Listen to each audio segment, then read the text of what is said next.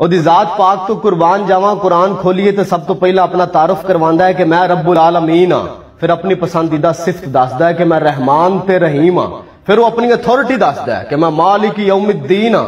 قرآن دی آیات دی ترتیب نو اتنا عام نہ سمجھنا کہ میرا رب اے دسن تو پہلے کہ میں روزے جزا دے دن دا مالک ہاں، وہ اے دسدا ہے کہ میں رحمان تے رحیم ہاں۔ یہ کوئی عام گل نہیں ہے گی۔ قرآن نو کدی دل دی اکھاں نال پڑھو بندے نو رب نال محبت ہو جاندی ہے۔ شیطان نے جب کہا نا کہ اے میرے رب میں بنی آدم کو بھٹکاؤں گا، سیدھے رستے سے ہٹا دوں گا، تو اللہ رب العزت کی ذات نے فرمایا ان میں سے جو لوٹ کے میری طرف آئیں گے میں ہر حال میں ان پہ رحم کروں گا۔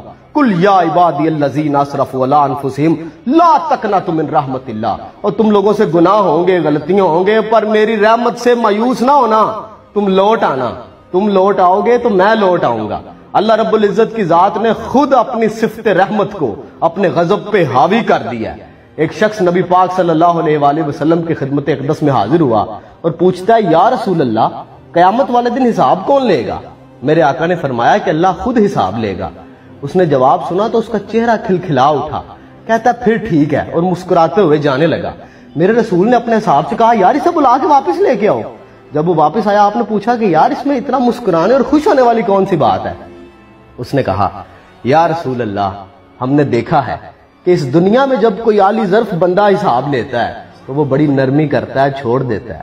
اس کائنات میں میرے اللہ سے بڑا عالی ظرف کون ہے؟